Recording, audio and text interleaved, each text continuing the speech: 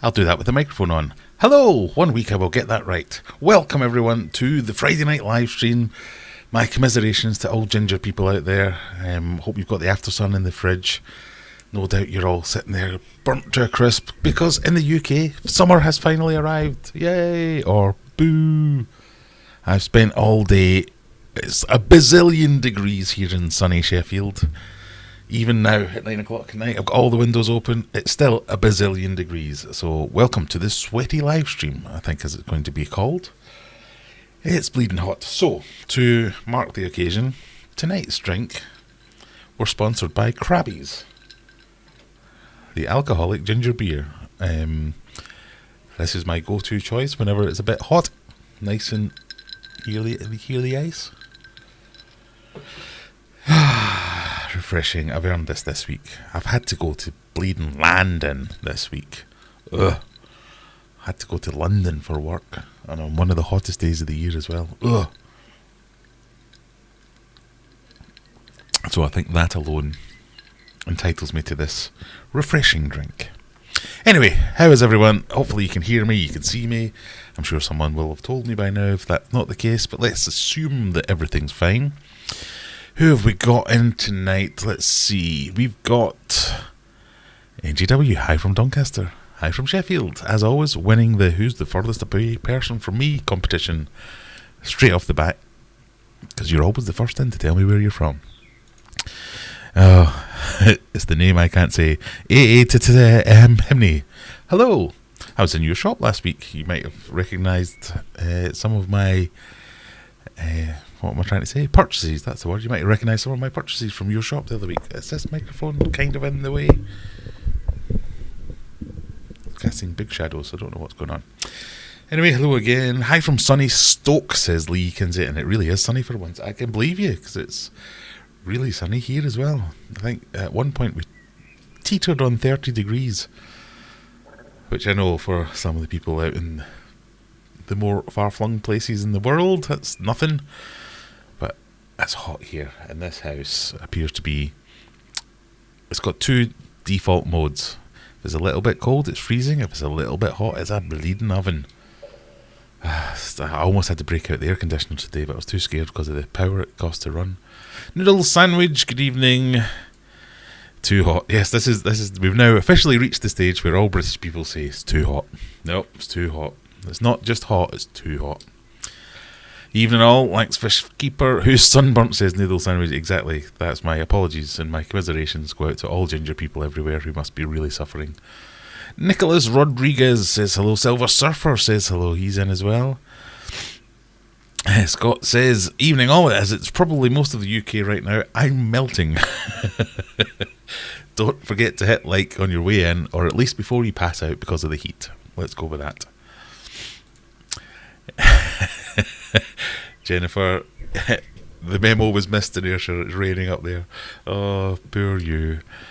To be honest, I'd rather have that. Oh, I've just had a nice little breeze coming through the window there. It made me feel so good. Sorry, I'm going to get distracted easily tonight because can you tell from my face?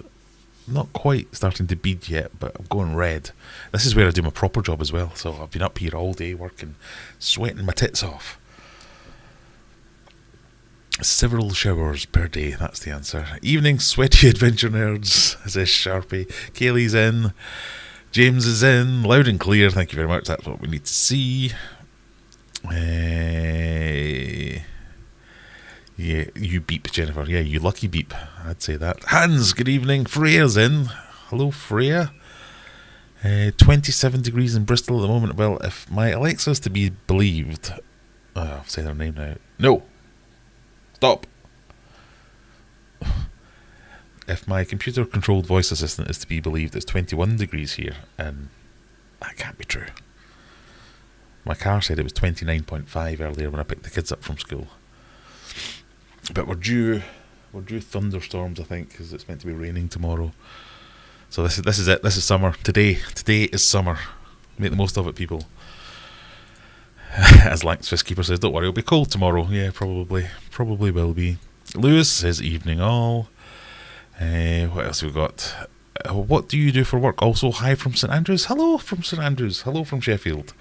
St Andrews, many a summer spent in St Andrews. I used to go there for my hollybobs quite a lot.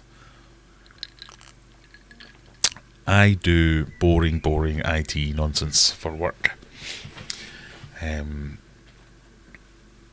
So I had to go down to London for a client meeting on Wednesday, was it? What day is it today? Friday? Yeah, it must have been Wednesday. So 2.5 hours on the train to get down there. Another hour on the tube because the train broke down to get to the office. An hour and a half meeting. Then half an hour on the tube back to St Pancras, and then another 2.5 hours back up. All that time for an hour and a half. And I work for an IT company. You think, we've got the technology, why don't we do a video call? But no, go down to stupid London for stupid work, to meet stupid people and say stupid things. Still 30 degrees here in Satan's Ring Peace. Evening from a hot Merseyside. Merseyside, that might be the furthest. No, St Andrews. St Andrews is the winner. In fact, how far away is it here from St Andrews? So if you're new here, this is a game I like to play. Whoever the furthest away viewer is. So I'm truly worldwide sometimes. We get over Australia, we get USA. Distance, Sheffield. I also lose the ability to type whenever I go live.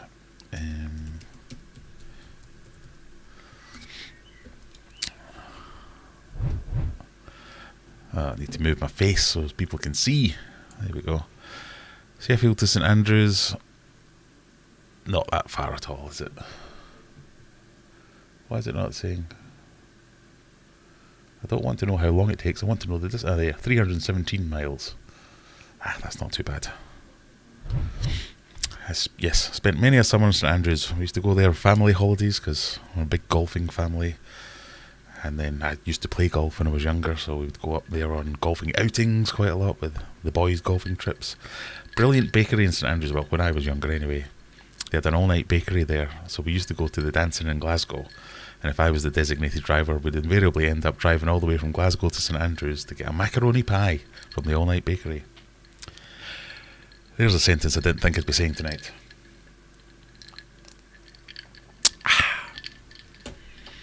Seems my sponsorship bid failed with Hop House 13 Krabbies, the best in ginger beer. Send me some. One day that'll work. Evelyn Brennan, good evening. Hello there, how are you? Yes, that would be nice. Noodle Sandwich says, please share the stream to your social media platforms. Even just go and bang on some windows and say, look, come and watch this. Don't know what reason you'd give people to come and watch this, because it is, if evidence is going to show us anything, it's mostly nonsense. We try and talk about some fishy things, we try and talk about anything else that might be going on, like the bloody weather, but you know, general knowledge, whatever you want, trivia, IT support, yeah, we could do all of that kind of stuff. We've got a few IT folk in here, haven't we? Kaylee says, was worried today that either I or the 3-tiered cake I was delivering was going to end up a melted mess on the floor. Do you know what? I thought of you the other day because on the way back from London, I was sat in an empty carriage, but this woman decided to sit right next to me. But she was getting married today, and she was getting... she was talking about all her concerns because they'd moved the gazebo or they'd taken off the wings of the marquee, and the cake was going to melt, and she's got a special cake that's been designed and it's very special to her. And I was like, I know someone that makes cakes, I'm sure. Anyway, and they were from your neck of the woods apparently. Well, they were getting married in Nottingham, but they were from your neck of the woods. I digress. Kaylee makes weird cakes. Weird, that's not the way to describe it. Cool cakes. You can join our Discord server if you want to see some pictures. I'm sure we've got some pictures up there. In fact, why is my email up there? We don't need that there just now. So Discord, yes, come and talk there. If you don't like Facebook, if everyone jumps down your throat when you ask questions on Facebook, come and join us on Discord. The shelling done now. Well, shall I do all the rest of it? Please subscribe to my channel. Go and watch a video. Blah, blah, blah, blah, blah. Phil's in. Evening. How are you doing, sir? Ross, we've got Ross from Edinburgh, an overcast Edinburgh. Who are you? Scorchio maxed out at 15 degrees. 33 degrees in London today. I bet it was. It's always a little bit hotter. They have to do everything better in London. Yeah. Sorry, I'm not against London. I just don't like going because the office I invariably end up going to is near Tower Bridge. So you've got the bridge and the tower, obviously, and all the displays and stuff that are on at the moment. It's just full of tourists and really happy people that are all enjoying themselves. And there's me all suited up, trudging into an office. I'm like, me, all these people having fun and having a good time. That's not fun. I have to go to stupid work and talk about stupid computers.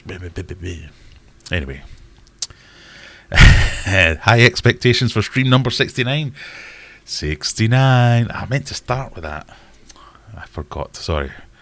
I was so hot that I've spent the last couple of hours just lying on the bed in a darkened room downstairs trying to cool down a little bit. So I haven't prepared properly. I say this every week though, as if I prepare normally. I never prepare for these things. But yes, stream number 69. Can you believe it? So if you've got any mutty innuendo or puns or jokes, let's have them. Simon's in, Andy Morrison, a cold, innocent gun on the go of a day of digging in the sun. So this is not a day for digging. That's definitely not a day for digging. Simon Zinc Trumpet Harris. Now there's a name. Greetings. Nice to see you. You need to put a vodka and lime in that glass for a supercharged Moscow Mule. Yeah, I don't think I'd make it to the end of the stream if I did that though. Or there'll be a lot more slaughtering if I did. Maybe that would be preferable. Dogman Doug, good evening. I'm coming down to Preston tomorrow. I'll bring the rain with me. Apparently you have foreshadowing there, Jennifer, because I think it is due to pee down tomorrow.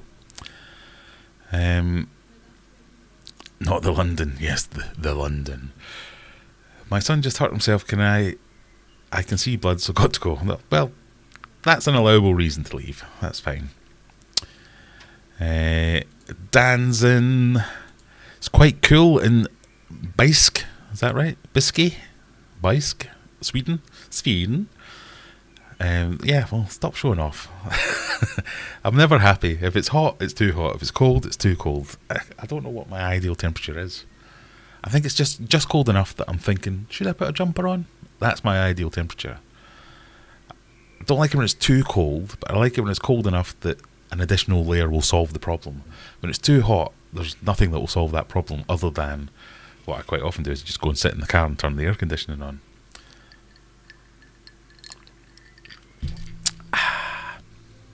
Sorry. Well, we've got our first question about Megatank I saw there. I suppose we have to deal with the elephant in the room. Dogman Doug says, how's Megatank faring, pal?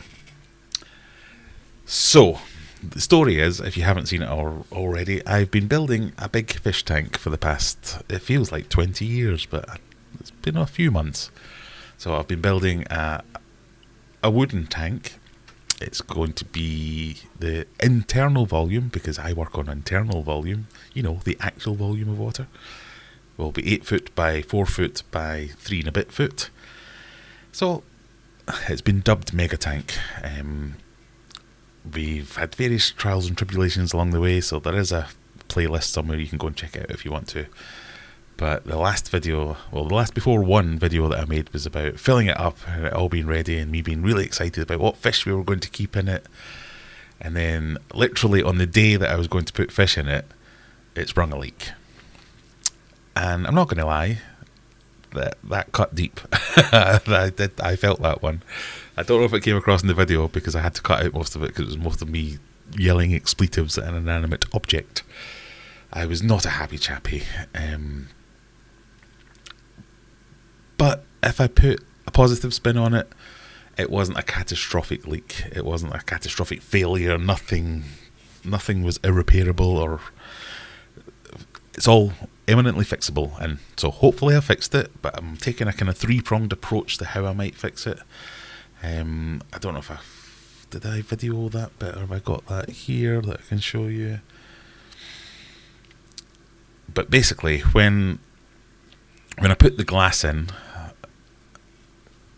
the glass is the key part of it. So it's a wooden fish tank. I'll just go over it very, very quickly. A wooden fish tank. I've used liquid rubber to seal it on the inside. I've not used fiberglass. I've used the Geotex textile fabric with liquid rubber to seal the seams. Lots of coats of liquid rubber inside. And then one big massive pane of glass. So the pane of glass is almost 8 foot by 3 foot. And then silicone that up to the end. So that was the last step. That was the step that took me the longest, because the pane of glass was so heavy I couldn't lift it on my own, so I had to get some help in to do that. So did that. But the key with this, and the one bit of advice everyone kept giving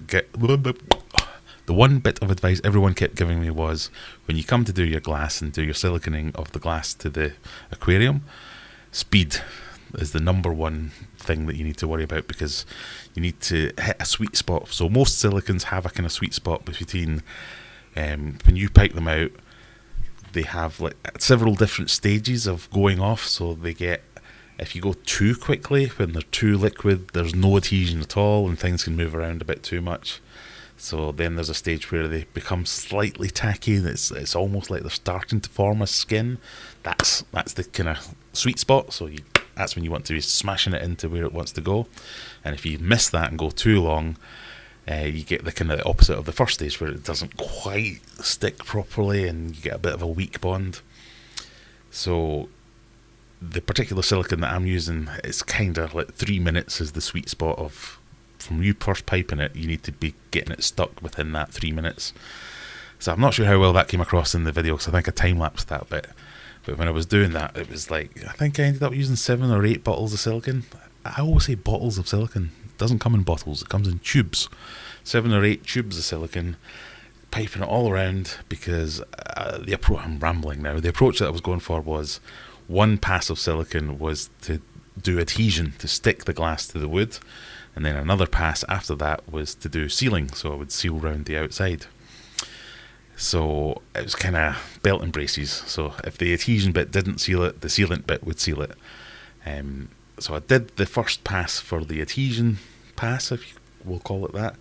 Got that up against it, but the side where it ultimately leaked, that was the most awkward to get into, just because of the way the glass was. The glass was really tight against that side, and it was really far over to reach. So in hindsight and looking back at it, it was a little bit light on that side. So the rest of the seams all around the rest of the glass, I've got much thicker and more concentrated lines, where it's a little bit thinner. I mean, it should have still been fine, and it probably would have been fine on a smaller tank. So there was that, and then when I went round to do the sealing afterwards, sealing the glass to the aquarium, I was a little bit slapdash in that corner, for the same reason that it was awkward to get to and I couldn't really reach it. So I think what I've been able to find now is that there was a kind of a pinhole gap in the adhesion seal, and then I was just a bit sloppy with my finish on the seal, if that makes sense. So there was a little bit that was maybe 5mm, if that wasn't quite right on that bit. Then the water was getting into the adhesion part of it and seeping through the pinhole part. So I've cut away all the silicone from the seal part and re-siliconed that.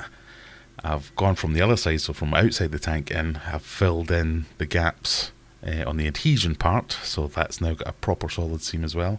So I'm hoping that should be good to go. So test fill number 1 will be tomorrow. I'll get that filled up again. We'll see whether or not we get any leaks. Hopefully not. Again, I'm going to leave it another few days to make sure, because this was on day 5 of the water test. It was fine.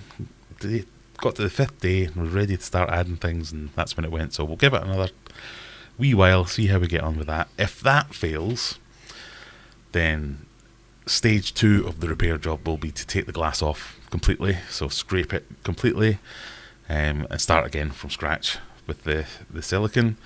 If that fails, then it's pond liner time, and we're just going to replace everything, put in a pond liner, attach the glass to the pond liner, get some big bolts, and I don't know what I'll do. I'll probably just set fire to it all if that's the case. But that's been, if you're here, you probably saw the last video, hopefully. Yeah, it was just gutted. But Every Cloud, it's one of my most popular videos this year. It's the first time I've got 3,000 views in the first couple of days for a long time. So, every disaster has a silver lining. All I can say is, here's hoping for a less popular video next time. But I got to show you a little bit of my new purchases. I was at your shop and I made a few purchases. I want to talk about a few of them tonight and some potential future purchases as well. I think we've made progress on what fish we want to keep, so I'm proud of myself for that, because that's something I've been dithering about for months. Now it's just kind of, what density do I want to keep these fish, and what other types of fish am I interested in. So I want to run a few things past you and see what you think to that, but I also want to hear what your thoughts are as well. So I know now I'll be way behind in the chat, so let me try and catch up. Always saying, as always, click the links. If there's buttons, press the buttons.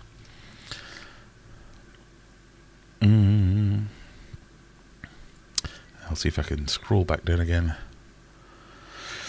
Sorry to see the Mega Tank fail. Will you have to remove the full pane of glass to repair it? Hopefully not. So, the first attempt to repair it is just a patch job, and I think that'll do it. If it doesn't, then yes, we will remove the pane of glass. Mega Tank update delivered.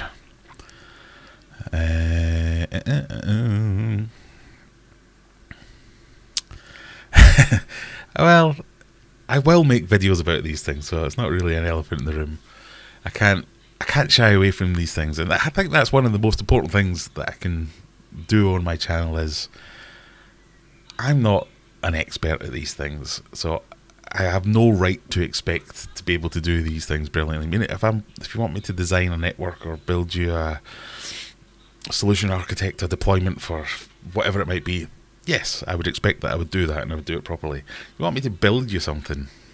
That's not my thing. I'm not that guy. I'm an enthusiastic amateur, so it's just the idea is to hopefully show that enthusiastic amateurs can do these things, but we can also cock them up. So I have to show you both sides of that coin. Sharpie's up to 1,200 bristle noses. You should really rebrand yourself to Sharpie's bristle noses. You always need a brolly in Preston. That's very true. I used to go to, near Preston and surrounding areas quite a lot, and I don't think I've ever visited when it wasn't raining. Pardon me. Can't beat lying in a cold bath for 30 minutes to cool off. Well, we might have to get there. Christine's here from Oswego, 3,343 miles away. That's definitely the winner so far. Andy's a clear macaroni pie connoisseur. Is that a thing in the rest of the world?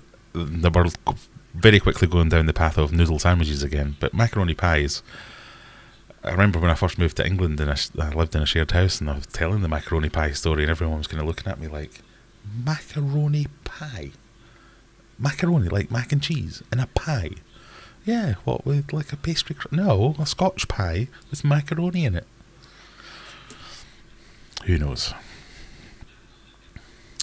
I came across very calm and intent on sorting out the job. We have complete faith in you. That's down to my editing skills, because all I did was cut out the 10-15 minutes of me swearing at the bloody thing. Oh dear. Anyone tried resealing a metal framed slate bottomed tank? I gather silicon doesn't stick to slate. Any advice? Maybe this is the wrong time and place to ask about good seals, or at least the wrong week. I appreciate that, Christine, thank you. I won't offer any advice. Turns out I don't know what I'm talking about.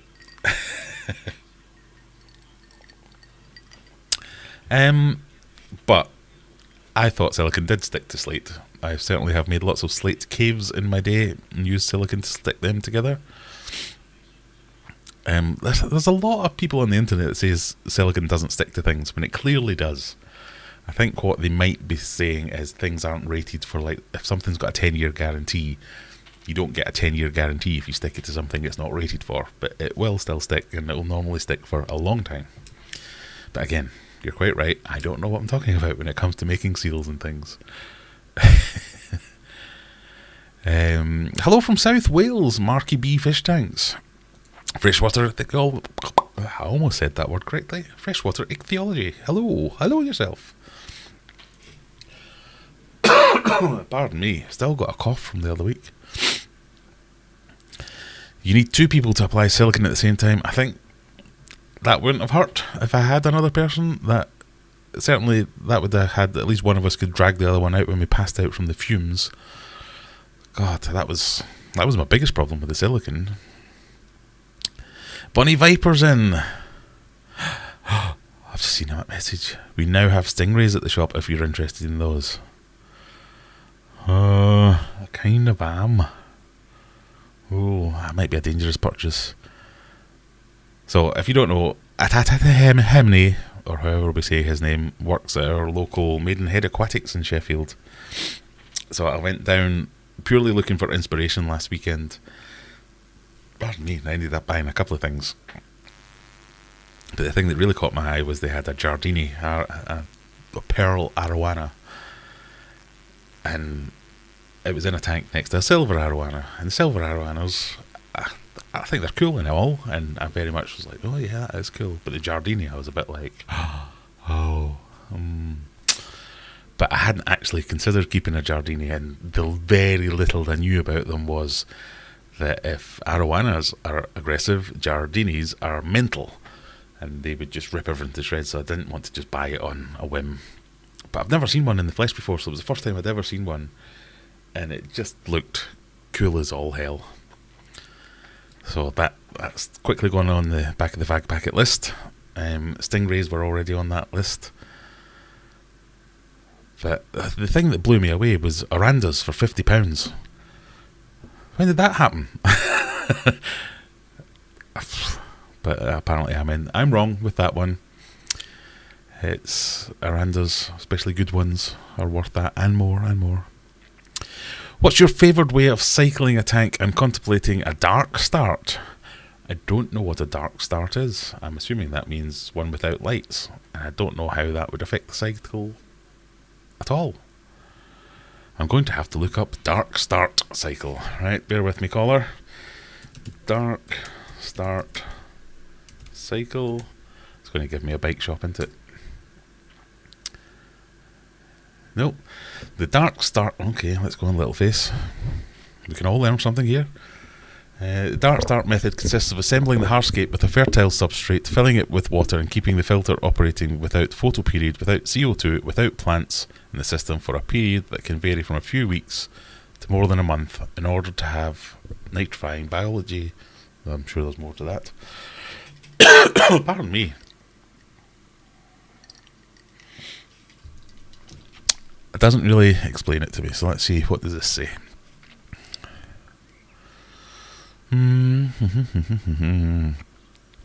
Welcome to Aquarium Adventures livestream, where we all sit and look things up on the internet together.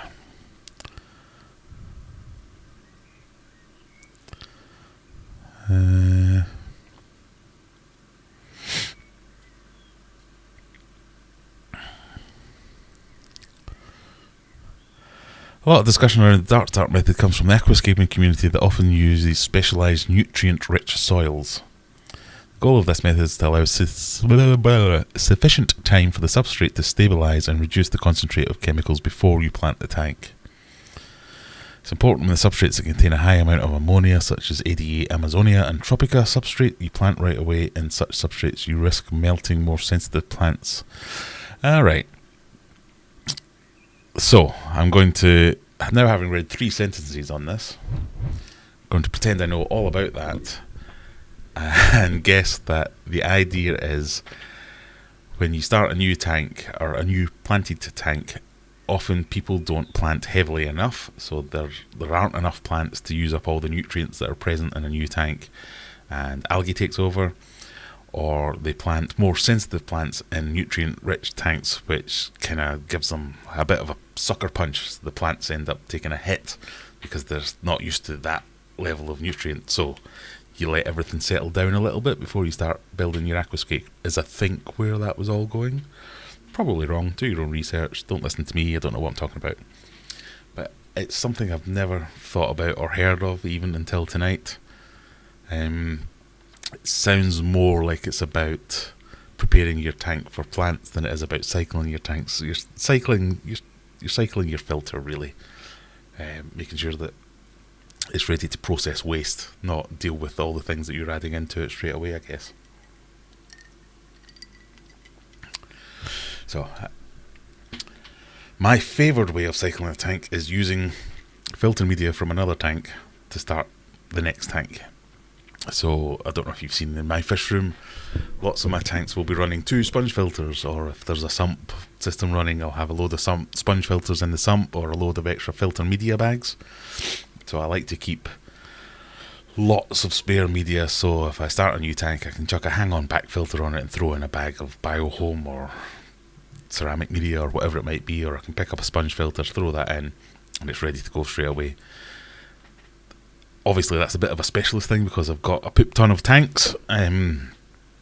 People who only have one tank or are starting a new tank won't have that necessarily, but that's where I always say try and join your local fish clubs or get involved with fish groups, because you'll often find people who are willing to sell you or even give you a squeeze of their old sponge filter or sell you some cycled media. It's not for the faint of heart, because obviously anything that you take from someone else's tank is a risk, inherent risk of you introducing something from that tank into your new tank. So you've got your other options of your fish in cycles or your fishless cycles. Fish in cycles, I kind of swither on this one. I used to think they were the devil's work, and it was just, oh, it's cruel. No, you shouldn't do that. It's cruel to the fish. But there really are some fish that just don't give a crap, and they will happily swim around in a little bit of ammonia. So as long as you don't take the piss and don't overload that tank, there are some fish that won't mind, in inverted commas, and no, I've not mind melded with the fish to tell that they think it's fine. But the fishless cycle is the safest and cleanest way to do it. So you just use a source of ammonia. In the old school, they just chuck in an old prawn or sprinkle some flake food in, leave it for a few weeks. But nowadays you can find quite specific and precise measurements of ammonia that you can add, and you can predict what will happen through the weeks and months that it takes to do that. That's the only problem with it. It takes months. So my advice, get a fish room, get hundreds of tanks, and have lots of spare filter media. Certainly it's the question was what's my favourite way, so that's my favourite way. Yeah, there you go. Bunny doesn't know what Dark Star is either. Me too. Have you shared the costs of Mega Tank to date? If not, are you going to? I 100% am going to. I have a spreadsheet. I've even got a spreadsheet open right now. Do you want me to share the costs live on screen? On stream? That was going to be one of the next videos that I worked on. I'll toss it up and do it in a proper video. Spoiler alert, it's not cheap. Let's just put it that way. The fish you're putting in mega tanks mean you're going to drain the national grid of electricity. I have a cunning plan. So we talked about it, pardon me, sorry for coughing all over the place. We talked about it in previous videos that I was considering going cold water, purely for that reason. But I've tried to do my sums and work this out, and I have insulated the tank where possible. I've insulated the room the tank is in. I've now put a radiator in the room, so I'm heating the room the tank is in. So the ambient temperature of the fish room should be about 25 degrees. And that's kind of the sweet spot for most things. That gives me the option. If I need something that needs a few more degrees, then I just need to put in a heater, and I'm only heating a couple of degrees. And the fact that I'm insulating it and have that large body of water, yeah, might burn some electricity to get it up there, but it should hold that temperature quite well. So I think that gives me a lot of options. Pardon me. I've also got solar panels, so especially this time of year, the spend to get it up to temperature, I can just whack in some big heaters and that'll come straight off the solar panels. And then hopefully the insulation and the room heating will keep it there, because water's actually pretty good at retaining heat. And even without the radiator on, the room itself is retaining heat really well at the moment. It's not going mega hot because of the weather. It's not dropping when it was cold, so there we go. What's the dark start? Right, we're going to have to do a video on dark starts and pretend I know all about it. Pardon me. Bunny's working on a 20-gallon scape. Wood, plants, and don't know what I'm doing. I will hold male guppies first because I'm building a colony and my ladies need a break. It's always a good idea to mix and match your guppies and move things around and keep things fresh.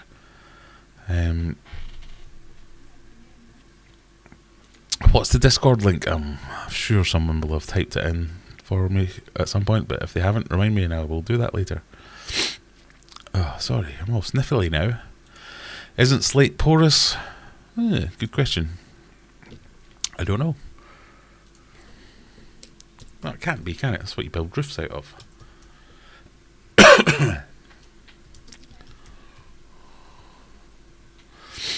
I guess you can get types of slate that are porous. How porous is slate? Since slate is slightly porous, it's a good idea to apply a penetrating stone sealant to the tiles before grouting. There you go. Yes, slate is a bit porous.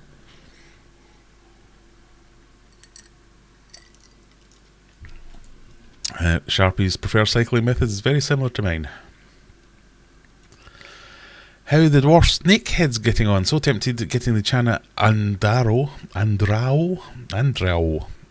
I've lost the power of speech. Do you know what species yours are? Yes, mine are Chana. What are they called again? I've got this written down somewhere. Gaucha. It's not Gaucha. It's Gahua. Rainbow. In layman's terms, Gachua. Gachua. However you pronounce that. I was calling them Gaucha for donkeys until somebody went, "What? Do you mean Gahua?" I was like, clearly I do. They're doing great. So they're very, very, very shy. I don't know if that's my fault and I've set up the wrong scape or whatever, but when I first got them, they did nothing but hide. After a couple of weeks, they started to come out, and then I rescaped another larger tank for them, and they've done nothing but hide. But now, again, after a couple of weeks, they've just started to come out, and I see them every now and again. They're not quite coming out for food properly. I can see them. I've set up a camera, check that they're okay, and I can see them coming out when I'm not in the room. But as soon as I come in the room, they're off. So it's a little bit frustrating, but I'm seeing more and more activity from them when I am in the room. So when I come in, they'll dive for cover, and then I think they're starting to realise I'm not actually a threat, and I might sometimes have food for them. So they're starting to come out a little bit more. Absolutely fantastic fish. I would definitely recommend snakeheads. It's a fish that I have been not obsessed by, but for a long time I've wanted them, but I was a little bit intimidated by them, if that makes sense, because I know some of them can get humongous, and some of them have very specific. Oh, my light's going a bit mental. Some of them have very specific care requirements, so they like to be seasonal fish, for instance. So they need it colder in winter and warmer in summer. So there's lots of reading up to do about them, lots of talking to people. But they're cool as all hell. I just think they're fantastic. So expressive, their faces, such a cool looking fish, so powerful, fast, all that good stuff. Definitely worth it. I do apologise. I'll just mention this as well.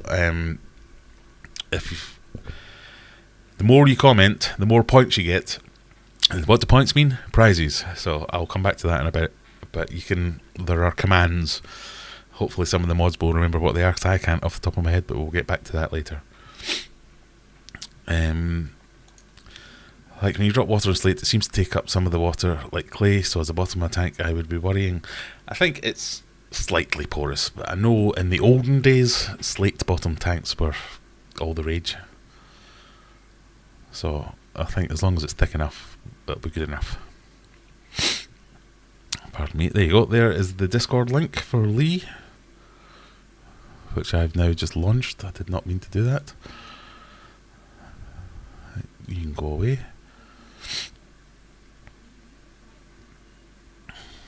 Depths unknown. Howdy folks. Hello yourself. Giardini and Asian arowana are crazy. Eyes bigger than their stomach. Yes, most of the people I've spoken to, or most of the things I've read about Giardini, is they are crazy. They are mental. So, I guess question number one is, if my tank is going to have Oscars, green terrors, other large South American cichlids, potentially, pardon me, stingrays, is a Giardini asking for trouble, or is that kinda alright? Oh, I think my hay fever pills are wearing off and it's all coming back with a vengeance now. So now I'm going to cough and sniff at you. Oh dear. I beg your pardon. Is the light going? I don't know why it's doing that. One day I'll figure this stuff out.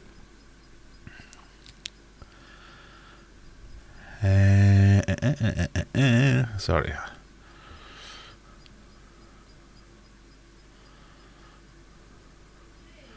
I'd keep China Barca if they were legal here. I mean, that's the thing. They're illegal in a lot of places. Well, certainly most of the US, most of the China species are illegal. And I get it. It's because of the poor fish keepers ruining it for everyone else and releasing them in the wild, and because they are so prolific and such aggressive predators, they take over everything. I missed your £90 panda arandus. Oh, I think that might have sent me into a bit of a heart attack. I was stood looking at the tank going, I can't see any goldfish made of actual gold, so where are these £50 arandus then? The guy's like, yeah, it's those grey ones there. What?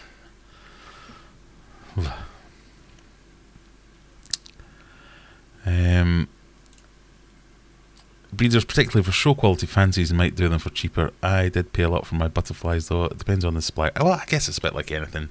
You can get a discus from your local fish shop for 30 quid, or you can pay 300 quid for a fancy one from a breeder. So it's all about the qualities, isn't it? Wasn't Dark Start the hero of Spaceballs? Now there's a film. That's a film I've not thought about in a while.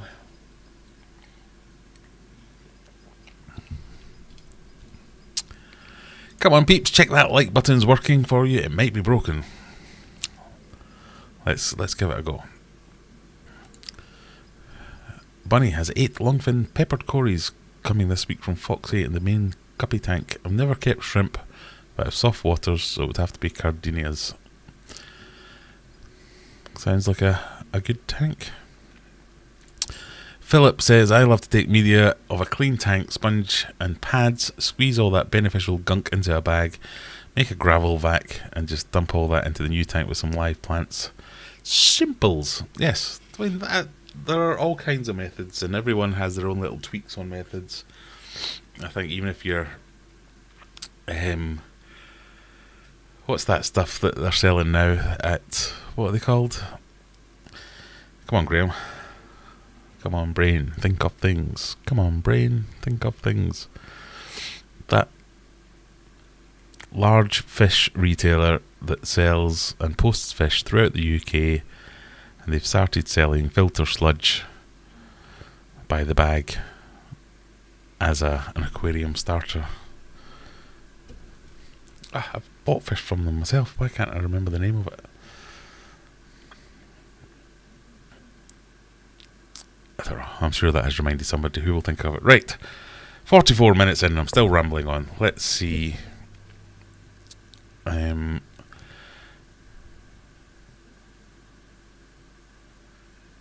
Internet makes it sound like a no, but I shall give it a try. What's that? Sorry, I've missed something. Apologies. I was rambling on about Mega Tank. Fish poo, £50 a gram, anyone? We're probably talking about the same thing. What is that called? Right, I'm going to have to skip a load of... Tropco. Yes, so there's a shop here. Well, are they a shop, or are they just like a big factory? Huge, hundreds and hundreds of tanks, but they've just started selling a aquarium start product. With a very confusing description. I mean, I don't want to write it off, because... even if it is what it says it is, it will probably do the job it says it does. But the description's something along the lines of, this is completely sterile, but it contains loads of bacteria. And you're like, what? How can it be sterile and have lots of bacteria in it? Those are two words that don't belong in the same sentence. So I think we discussed this on Discord a while back. I think what they're going for there is sterile, as in free from disease. Not entirely sure how they're guaranteeing that, but that would be a good thing if it was free from disease, because that's one of the problems you get with buying or taking someone else's old filter, is there's something in that gunk that your fish won't like. But yeah, so Tropco have started selling this stuff, and I think if you're invested in any of these products, so I used to always say, oh, sea chem stability, brilliant stuff, it's great for starting a tank, because it worked for me. And then it stopped working for me, and I was a bit like, oh, that's that. Maybe this wasn't what was working last time. Maybe it was some other outside influence. Maybe it was because I had got a squeeze of a sponge filter from somewhere, and that's what was kicking my cycle off, and it wasn't the stability that was doing it. Whereas a lot of people, they back their horse and they stick to it. So if you've got sea chem stability and it's always worked for you, or you use bio balls or whatever it might be, once you invest your own hard-earned money in something, it's very hard to break that and be unconvinced that it isn't actually doing what it says. But I've never really struggled with that myself. I don't know, it's just because my head's broken or whatever it might be. But I think it's always good to stay inquisitive as to, is that actually working? So I kind of come and go on certain things. So I like to make videos testing these things, but I'm not testing them scientifically. It's just very much a random Aquarium Adventures test. It's not a proper double-blind study or anything like that. So, like the cloverleaf balls that I tried recently, they appeared to work. So I'll keep trying them, and if they keep appearing to work, I'm not going to say that they're terrible. The Tropco stuff, I want to try it just to see what happens. Maybe I'll try it on Megatank. Is that one risk too many? Who knows? Love to keep long-finned white clouds so beautiful. The white clouds are fantastic. That's another fish I need to get back in the fish room. I loved having them. The golden, the bog standard normal ones. Love those fish. Moved my white cloud minnows out to my plywood tank by the pond. Look great in the sunlight. Yeah, well, that would be nice. I want to see pictures of that. That sounds good. Skiller, good evening. Brought another red melon discus today. Don't tell the missus. Your secret's safe with us. ZSBFF11. I always use cycled filter media and feeder fish to start a new tank to get the cycling done. Yeah, I mean, well, if you're using pre-cycled filter media, you don't really need to use the fish to start the new tank. I mean, feeder fish, that's a weird concept. Well, I don't know if it's the whole of the UK, but I don't get feeder fish. I don't see feeder fish anywhere. I know it's a thing in certain countries. How do you allow your how do I allow my wife? That's not a sentence I want to start. How do you get your wife to allow you to have more tanks, and how to convince her to allow you a dedicated fish room? We'll need to get the wife on one day, and we can get her straight from the horse's mouth what the reasoning is. But basically, she started it. She bought me a fish tank for one of my birthdays. I got, not immediately, but I got right into it. After I got discus, I got right into it, and I got obsessed with testing water, with changing water, with fish health, and looking things up. And I don't know, something just clicked with me that I was right into it. And most of my hobbies, I mean, I like a lot of things, but I'll do a lot of things where I'll always get right into something, and then 6 months later I'll be like, can't be bothered with that. But the fish thing just stuck. So she would probably say the thing that convinced her to let me get whatever I want was the fact that I did all the work for it. So, like with the dogs, she will end up taking the dogs for a walk. Any other hobbies or things we do, well, like barbecuing, that's great. I go and cook all the food, and then she will have to clean the barbecue, or nag me to clean it, or whatever it is. There's always something she ends up having to get involved in. But with the aquariums, I did everything, and didn't ask her to do anything other than, does that look good, or whatever it is. So she would probably say that's the main thing, was she didn't have to get involved. I think if you have a partner who's into it as well, then obviously that's a lot easier. She's not really into it, she just doesn't mind. The fish room thing, that was a challenge, and that did cause us some issues, because certainly in the old house with the first fish room, space was an issue. We just didn't have lots of space. We have a shed load of stuff, whether it be kids' bikes, sledges, tools, hoovers, whatever it might be. There's lots of things that need storing, and it was all competing with my fish room, so my desire to expand that was also grating against her need to store certain things, because I was like, oh yeah, we'll just, yeah, it just became a big mess. So moving to the bigger house certainly solved some of that. But it's one of this, like, it's never going to be enough. So at the moment we've got a double garage, and I've got half of that for my fish room, and I'm already going, if I could get that other half over there, I could get like 2 8-foot tanks and another rack on that wall. So it's just something you need to work on together. Obviously it is just a hobby, so I don't want to get too carried away, but that's my story, and I'm sticking to it.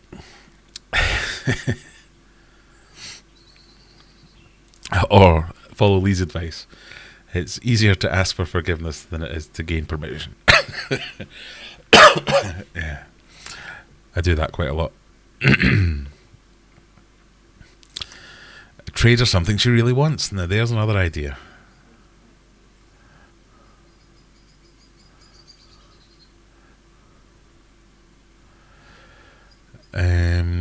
Slate was the bottom they used in metal frame tanks of the past, yes. Am I this far behind? Right, we're going to do a giveaway in a minute. Pardon me. But let me get to the bottom.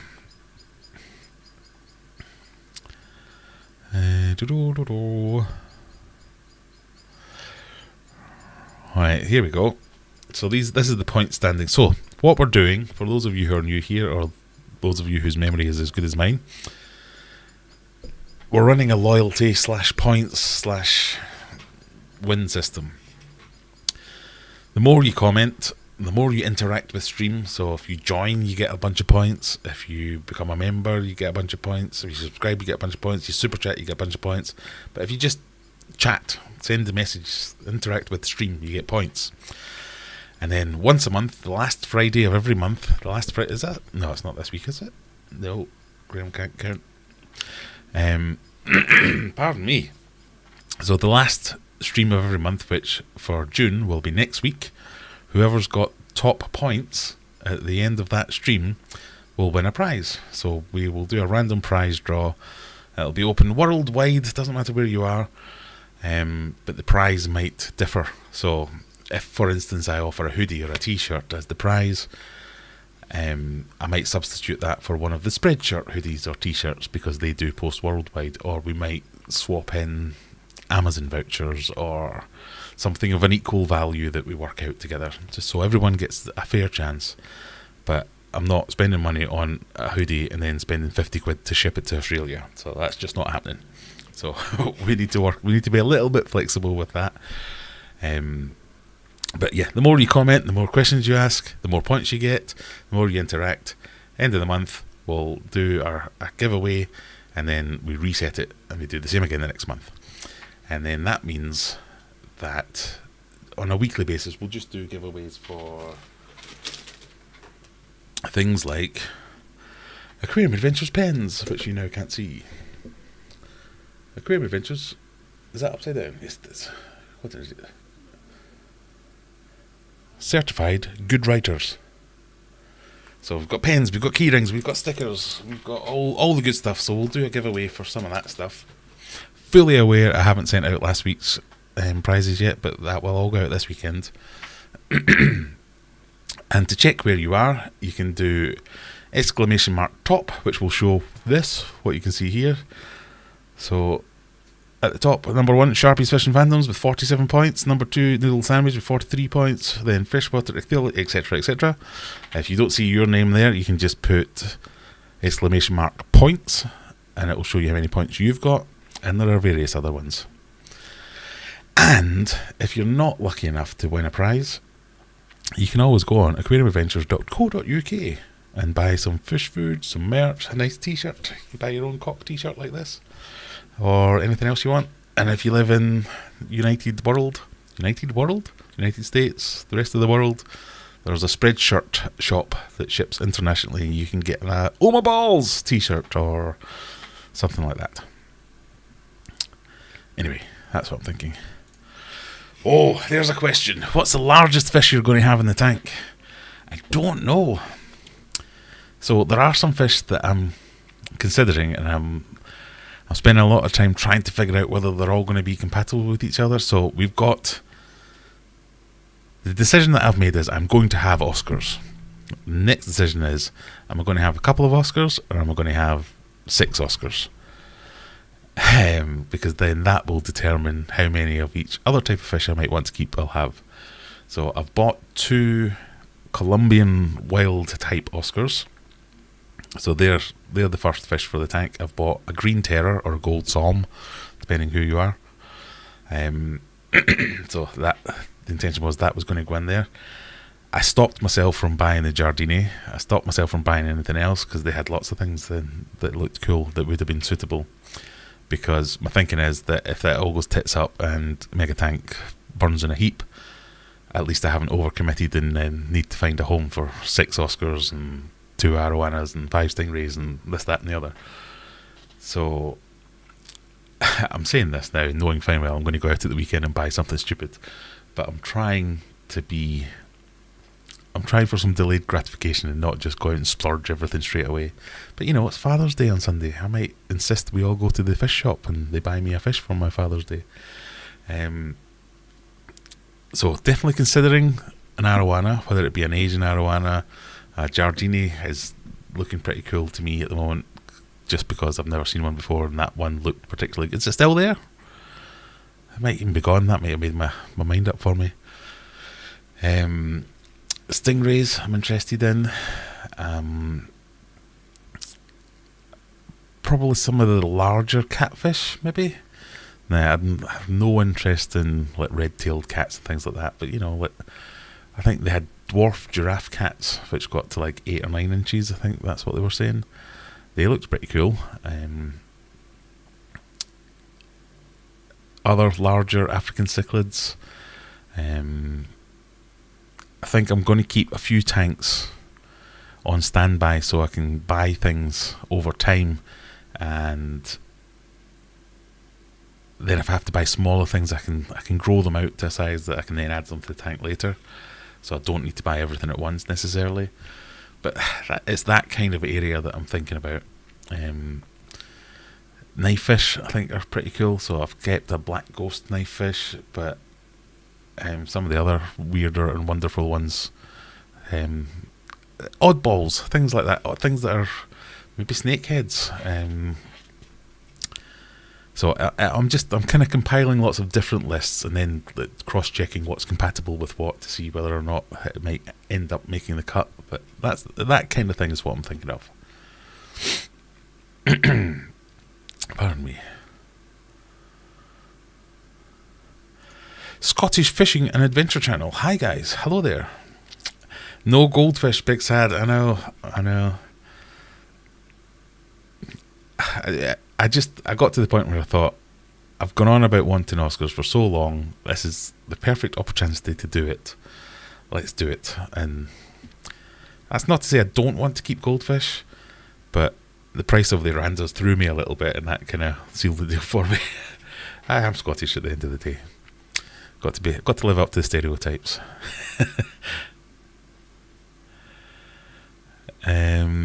Welsh slate tends to be a bit denser than the grey stuff. The colour stuff is looser grade. Yeah, I guess you get different grades of slate. Are we still talking about slate? Right, drop go. Right, I've made it. Right, so I'm miles behind. So I was about to race down to the bottom. Nitrico, that's the stuff that Tropical sell, isn't it? Got some flying foxes last week. Cool fit. Yeah, I love them. I think they're brilliant. They're brilliant workers at cleaning up blackbeard algae and things like that. I hesitate to recommend them to people because I know that people, when they buy them to do a job, once they've done the job, they're like, now what? But flying foxes are one of the ones that they're actually pretty cool. Right, I'm going to possibly skip a few things, but if I see a question, I'll try and stop. And if you do want to ask any questions, stick at Aquarium Adventures because it lights up orange, or one of the mods will highlight it for me, and I'll come back to it and we'll hopefully catch it. But I wanted to do a wee giveaway because we've done an hour now. Hang on. Geologist. I love it when people quote their credentials before they answer something. So, take this seriously. This is going to be good stuff. Slate is a sedimentary rock formed out of fine-grained soil like clay and other stuff like volcanic ash. That material will not let water pass. The surface may have pores and absorb. There we go. Thank you. Also, Canada has the best slate in the world. I think there'll be people in Wales who would disagree with you. How big is this mega tank? Around about 2,500 litres of agua. 8 foot by 4 foot by 3 foot and a bit. I know I've gone blind because I've just poked myself in the eye. I am a professional. This is stream number 69, and I still do stupid things like that.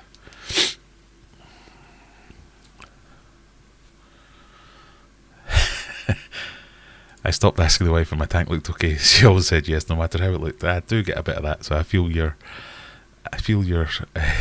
pain with that one.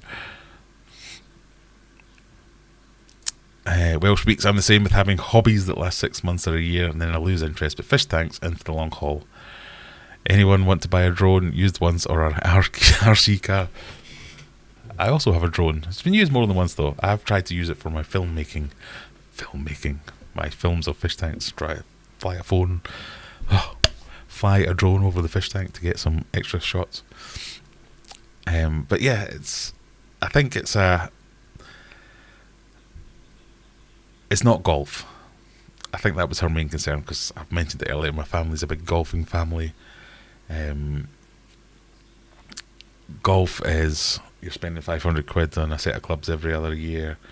You're spending $1,000 and more on green fees. You're basically abandoning the family every weekend for a day, if not 2 days. So I think the fact that it was something I could do in the house and not really break the bank, it's a less problematic hobby.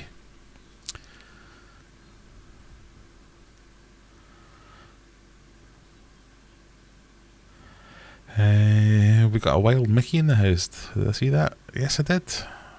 Good evening, sir. Right, okay. I'm going to do a giveaway. Give me a minute.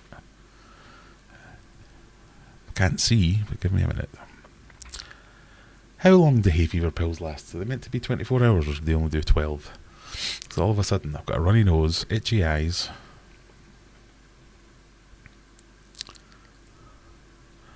The Giardini is still looking for a home. Right, stick my name on it. I'll be down on Saturday or Sunday.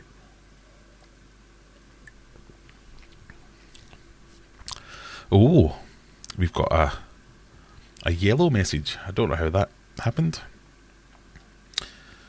Rebecca, I will be sending you a question via Facebook Messenger. When time allows, please, I don't know why I decided to read that out. That showed up yellow. But evening, TM Aquatics. Congratulations on your first live stream. I watched parts of it today. I was meant to be working. I couldn't watch it all properly.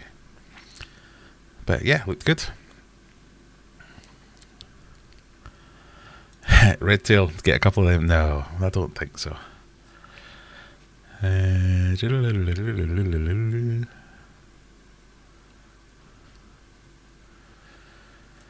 Paul McCarthy, not Cartney. 30 degrees here too. I know. It still feels bleeding hot today. Right now, rather.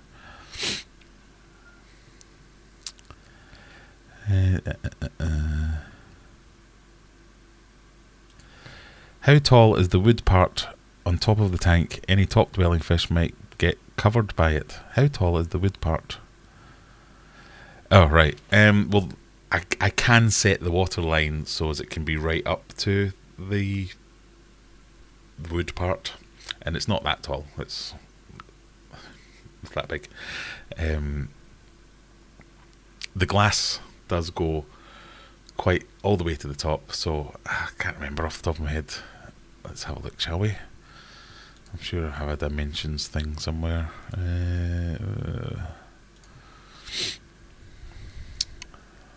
Can I show you?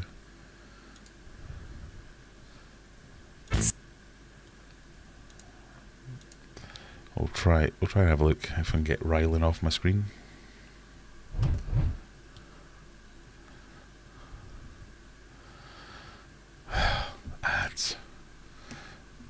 Ads and more ads. It's my video, just let me see it. So it's that big. So it's 3 planks, 3 planks deep. Water's each of them 1.5 inches, something like that.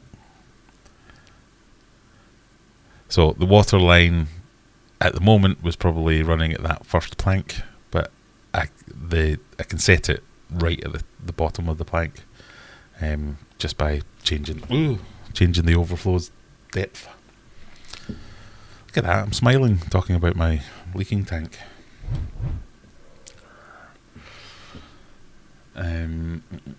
So top dwelling fish should be okay.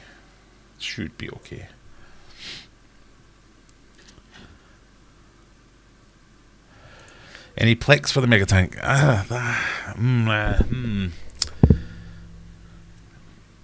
Yes. Let's go with that. Don't know what. I've been messing around with wood layouts and caves and things like that. So what one person mentioned once, that they use liquid rubber in a tank and a plec ate through it. No one else has said anything like that, so I don't know if that's just nonsense, but it's just stuck in the back of my mind that I don't want that to happen. I don't want to build this tank and then I have one little bristlenose goes and chews a hole in it and ruins everything. But there are some of the larger plex species. I thought that would be pretty cool to get some of them in there. Not at the. I apologise, Rebecca. Not at the top of the list of priorities of what I want to put in there, but maybe. Have you ever thought of having a banded Leprinus? I don't know what a banded Leprinus is, so no. But let's have a look at it very quickly. I'll probably know it as something else. I'm terrible with proper names of things. Leprinus fasciatus. No, I'm not that familiar with them, I must admit. It looks a bit like a torpedo-shaped bumblebee in fish form.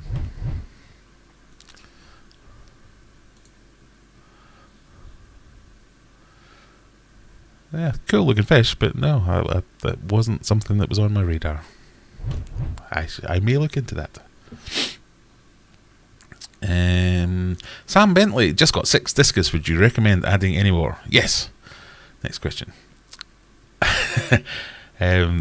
Depends. I would always say yes because I love my discus and the more the merrier, but 6 is normally the minimum I would recommend anyone keep, but that might be the perfect number for your tank depending on the size and shape of your tank and anything else you might have in there. I would definitely recommend sticking to the same supplier, so wherever you got those 6, the next ones that you want, get them from there as well. If possible, buy them all at once, but that's not always possible. But it really depends on your situation. Pinac, oh yeah. So the blue-eyed Pinac, that's one of my like kind of bucket list fish. I think that would look great in there. But again, not sure. I shall need to consult with freshwater ichthyology about whether that would be suitable for the size, shape, and other inhabitants I'm planning on having in that tank. Happy early Father's Day to all you daddies. I know, I've missed a trick. I should have been out there promoting buy your father a cock t-shirt for Father's Day.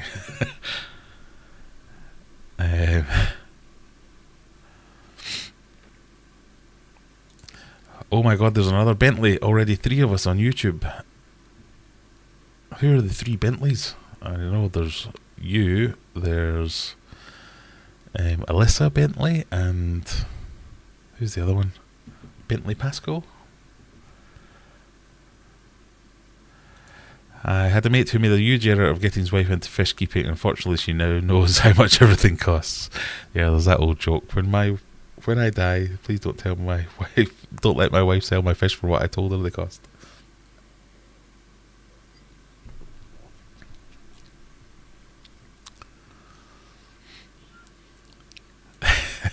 Are all golf courses beginner grade? I never see one with long grass, molehills, boggy bits. No, you need to go and search up some municipal golf courses because most of them have all those things.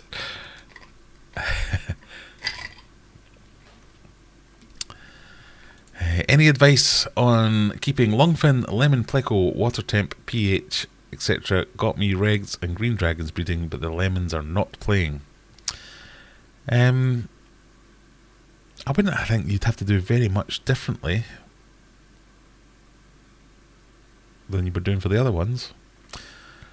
But as we have a bona fide ancestress expert in the house, I'll let her answer that one. Sorry, while I fart about with ice cubes, trying to get ice cubes out of my glass. And into that glass. I'm operating a 2-glass system, so this is the one I'm drinking from, and this is the one holding the ice cubes. Oh no, we're out.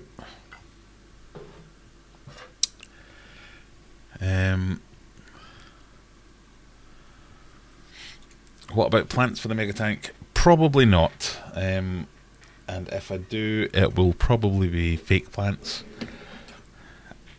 It's an experiment I want to try, because a lot of the fish that I'm thinking of keeping, like Oscars for instance, the general consensus is, well, you can't really keep plants with them because they'll just eat them all. And my general experience of fish that people say will eat plants is that they end up eating the plants. So my African tank, yeah, that was 60-70 quid of plants well spent because they've just gobbled them all up.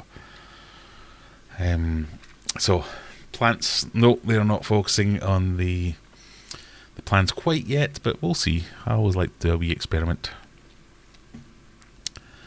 I found I ended up sitting on the ground to look at the fish in the plywood tank. One of my next purchases is definitely going to be a seat for the fish room. Because yes, when you're standing above it and the tank stops there, you're looking down, you're missing a large portion of it. So I want to get a seat where I can be in at eye level and above looking at it, so I can properly enjoy it.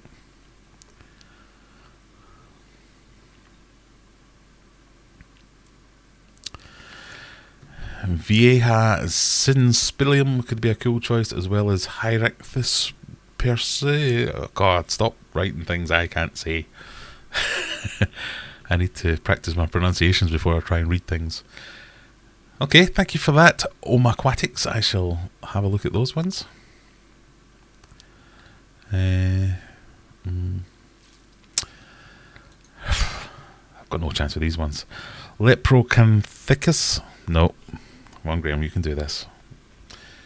With authority and confidence. Leprocanthicus and Scobic ancestris are notorious silicon eaters. I've seen Picolita, nearly, so close. I've seen Picolita do it before. Yeah, it's just one of the things I'm a bit like, oh, I don't want them. Yeah.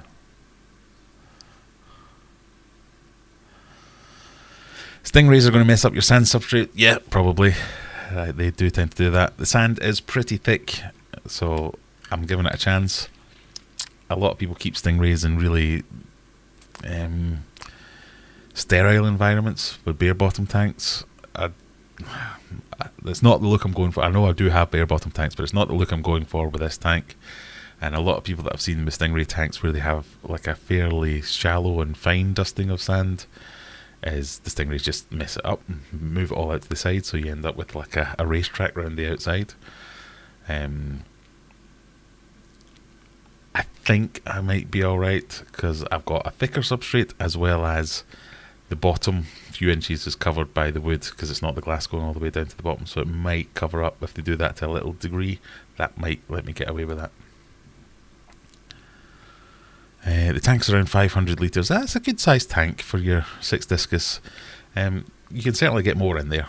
I'll leave it at that. You could also get lots of different tank mates, or you could fill it up with plants or lots of things. But yeah, 500 litres is a good size. You could get 12 in there if you weren't keeping other things in there. We've got 3 Leprinus fasciatus at the shop. Used to be the assistant managers, got rid of them after they ripped the barbels off his giraffe cat and killed his giant gourami. Oh, nasty things. Okay, maybe not. I'll certainly look at them, but that might not be for me then. I have a flower horn beading with a female jaguar. So jags, again, they're another one. I've always liked jaguar cichlids. Chichlids.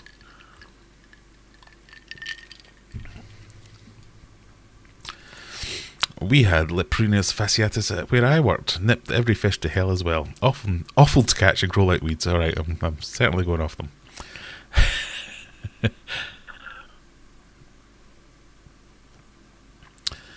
What about Hardscape? Yes, Hardscape. So I've been playing around the last couple of evenings.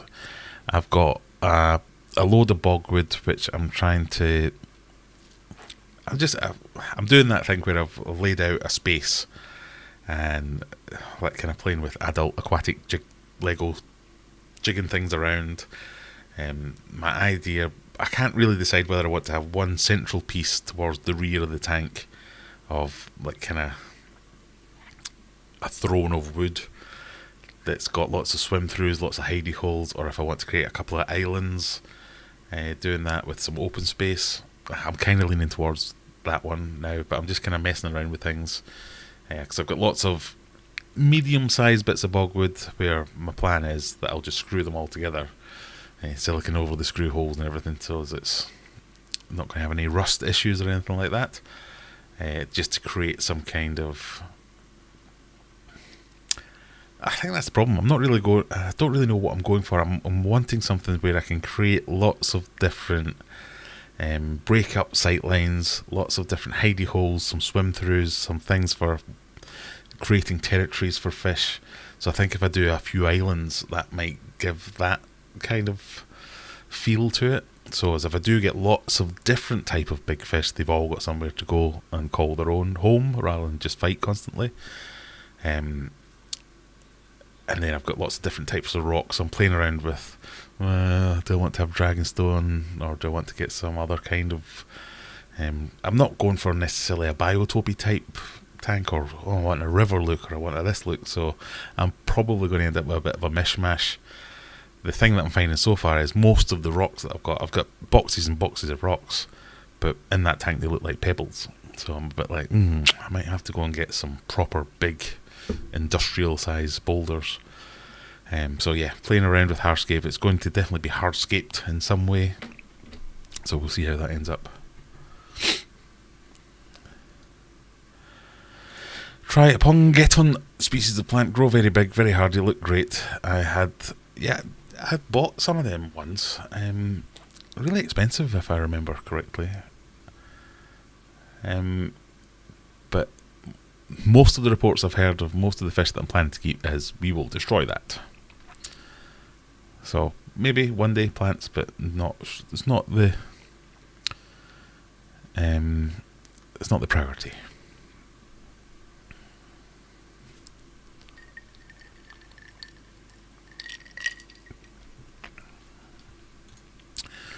Welsh weeks, I'm still planning on getting discus after my summer holidays, planning on 6 initially, as they're pretty expensive. That's true. £70 to £90, 4.5 inch are the ones I'm looking at. Had a wobble last week, fancied a green terror. Yeah, well, I did that last week and bought one. And some tank mates, then a flower horn, but back to discus. That's it. Where did you get your wild caught Oscars? I'm not entirely sure they are wild caught Oscars. They were very specific, saying wild type Oscars. I got them from Maidenhead Aquatics. They were Colombian wild type Oscars. I think that's how they were described.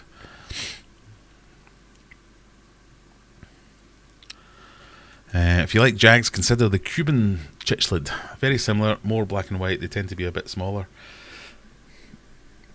Yeah, Cubans I've had a look at. I'm really still getting up to speed on the whole world of larger cichlids.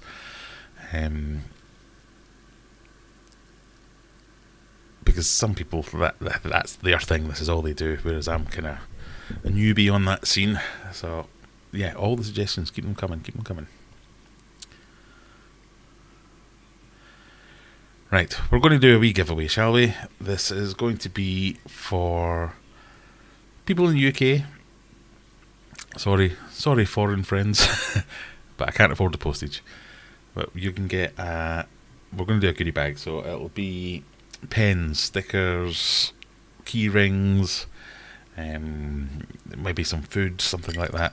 Who knows? We'll do a little giveaway, but it'll at least be something. And we'll have a bit of fun. We have a break so I can have a catch up.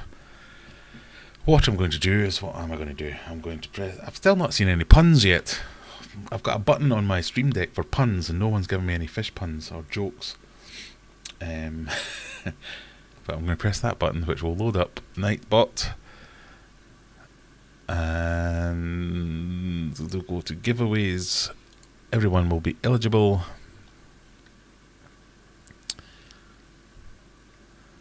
And so, American friends, Canadian friends, wherever you're from, feel free to play along, but if you win, you have to nominate someone in the UK, because I'm not sending it to you. The monthly one, so next week, everyone can win that one, or an equivalent, but this week, no. So, we're going to do a keyword. The keyword will be MEGATANK, Megatank. All you have to do is type Megatank into the chat, just like that, MEGATANK, and you will have a chance of winning. So we'll let that do a few minutes of people typing Megatank while I go and catch up on the comments.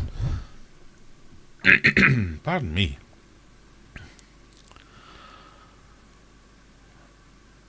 I struggle with this word as well. Aponogeton? Apongeton. I don't know how you pronounce things. My first plant, I still have the originals 2 years later, still going strong. I trim them down once or twice a year. I think if I'm thinking of the one that I'm thinking of, I think I might still have it somewhere as well. And it survived the house move and everything. Pardon me. I like the sound of an island. Good. Yep. I like the sounds of the islands. Excellent. I think that's kind of... I'm coming down on the island side anyway. A couple of black nasties might be fun. Can't remember the scienticious name.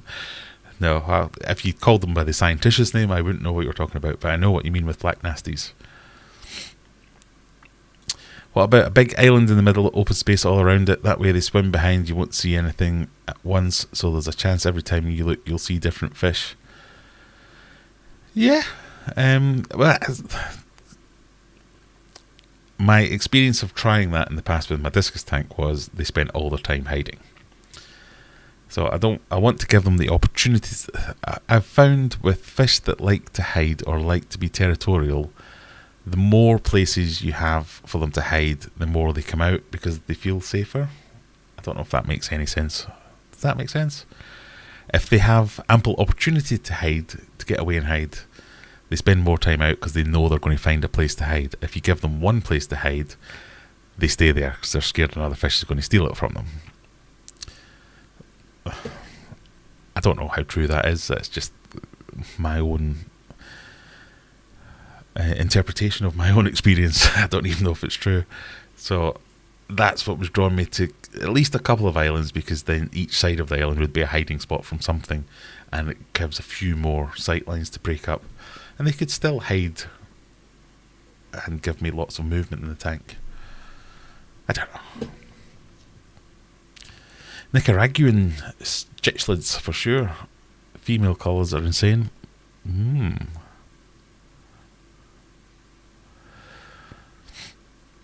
Oh, Texas. Yes, I used to have a Texas cichlid. The Carpanitas. Oh, yeah.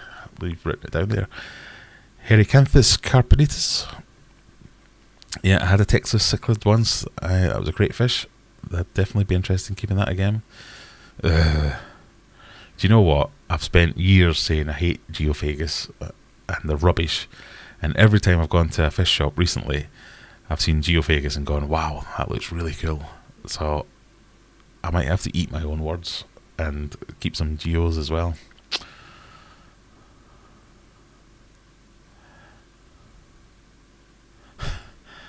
Oh dear. Sorry, I just get my hand over the button for this one. Two fish in a tank. One looks at the other and says, "Do you know how to drive this thing?"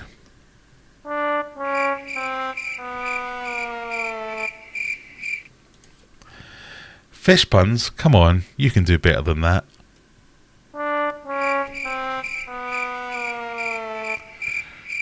And I think we might have caught up now.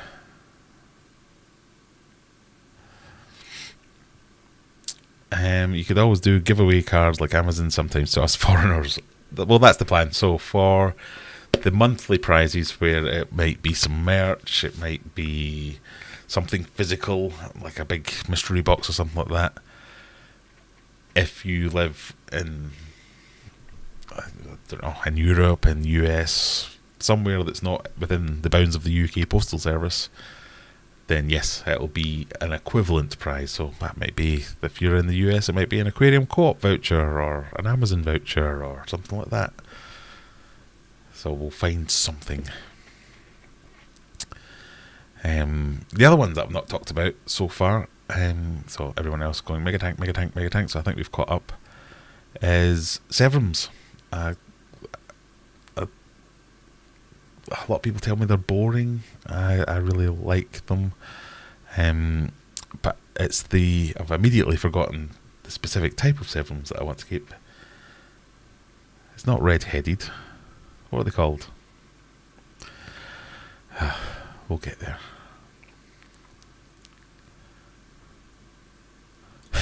Hans has, pretty sure I have my first sword plant from 1985. I don't think I've got anything that old. I've just spilt my drink. Bloody hell.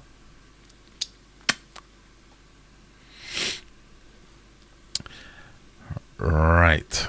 I have Geophagus Winnie. I read that as Milli Vanilli. Winnie Miller. Oh, I cannot speak. You can see it on screen what she's got. They are fantastic. They are. I think I got put off geos a long time ago, purely because I was an idiot. It was my own fault, and I think I'm blaming the geos for it. I had some Suraminensis, Geophagus Suraminensis, and I saw them in a fish shop, and I'd never seen them before. And I was like, "Oh, what are they?" The guy said, "These are Geophagus Suraminensis." I was like, "Well, they go with discus?" So yes, of course they would. Oh right, what and what are they like? Are they the top, bottom, whatever? Oh no, they're great fish. Oh, well, they won't dig up plants, will they? Oh no, of course they won't. Oh, go on then, I'll have some of them. 24 hours later, tank like a cup of coffee, plants decimated. Me on internet going, Geophagus Earth Eater? Geophagus means Earth Eater. And then I've never been back to that shop since. Right, are we ready? We've got 23. Oh, let's go over Little Face. We've got 23 eligible users. Last couple of seconds to get your mega tank into the thing.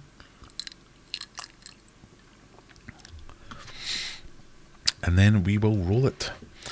So, be prepared, people. Are we ready? Here we go.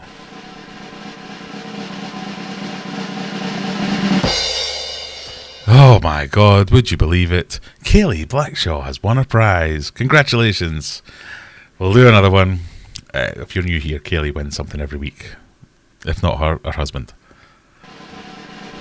Let's do another one. Ross Hale, you have won a prize. Congratulations. And finally...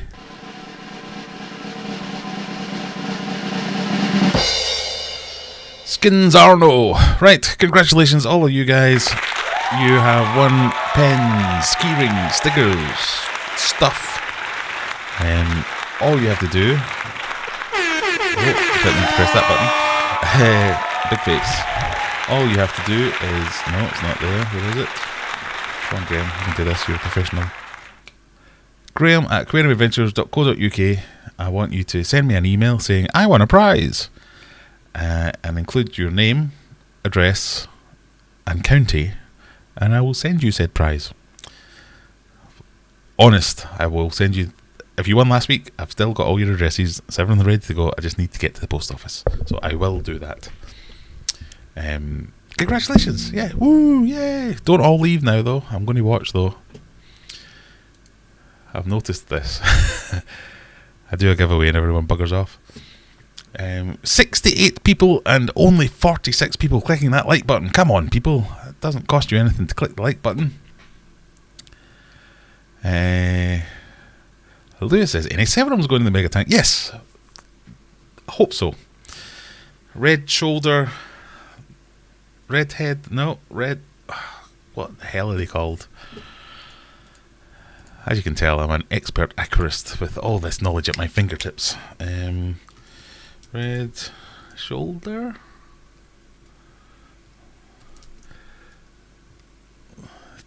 I want to say tadpole, but that's not the word I'm thinking of. Red shoulder. What was that noise? Ian Darby has just subscribed. That might be my... I'm close to 100 somethings. Red shoulder. Well, yeah, Severum is a thing. Red shoulder Severum. Yeah, I think that is it. What am I thinking of?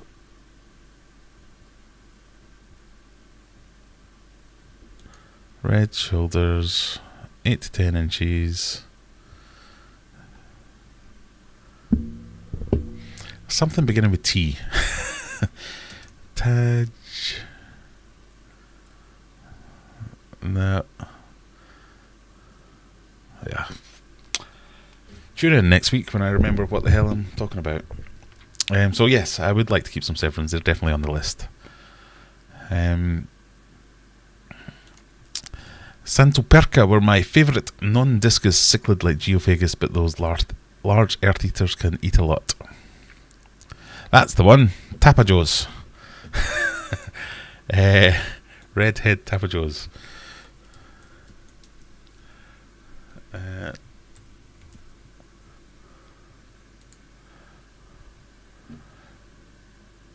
So I was mixing up my Geophagus and my Severums. So that's what was going on there. Brain no work well. So the redhead Tayapo, I'm sure it's called something, pronounced something very differently. They were the Geophagus that I really liked, and the red shoulder Severums were the Severums that I really liked. Whew, got there in the end. It's a sorry state of affairs where I'm relying on my own chat to work out the inner workings of my deeply flawed mind.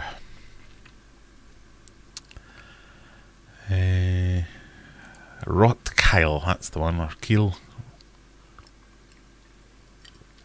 I'm sure Rotkeel means red shoulder, isn't it? A red shoulder.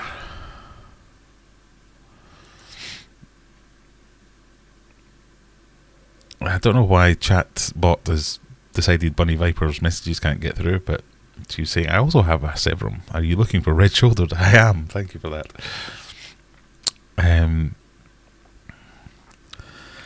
Yeah, so I was confusing both Severums and Geos, and motion. They kind of look similar. No, they don't. Yeah, I was thinking of two things at once and getting them confused. Kaylee Blackshaw's won the giveaway. Yes. Imagine, eh? Pardon me. It's a fix. Well, you get the new pen. I don't think you've got the new pen yet, Kaylee, so that's always good. What has Bunny done to upset Streamlabs?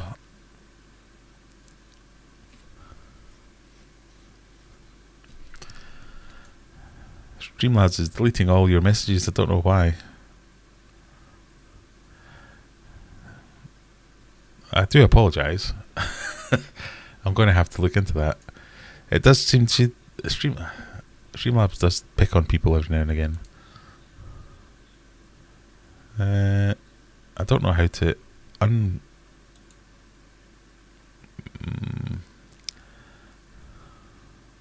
don't know how to say no, it's fine. You're not even saying anything bad.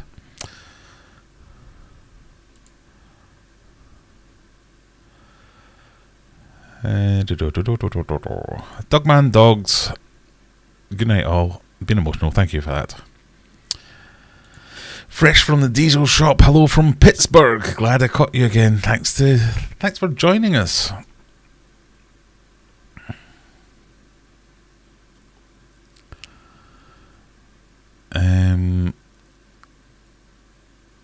Oh. Alright, I think it's because you used caps at some point, it's decided it doesn't like you. So I apologise on Streamlabs' behalf. I don't know why it's doing that. It's never done that before.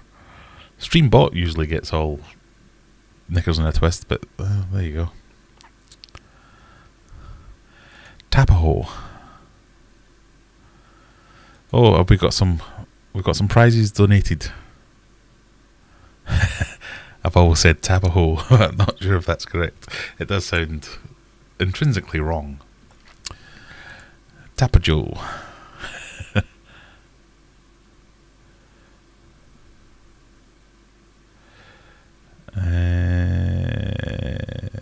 Yeah, you broke a rule and capitalised. Well, I didn't ever set that rule.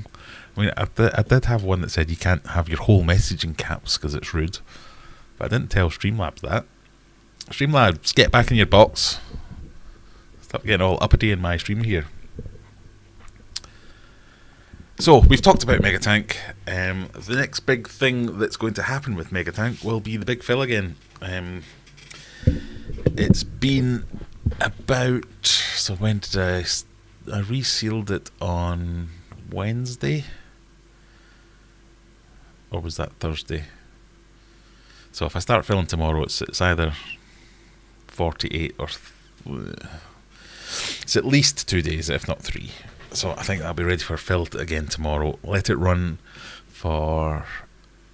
I want to give it at least 5 days again, I think, before we start thinking about putting fish in there. But I do have a few spare tanks, so I could go and get some more fish. Start thinking about it. So that was what I wanted to ask you. Have we got any Giardini keepers out there?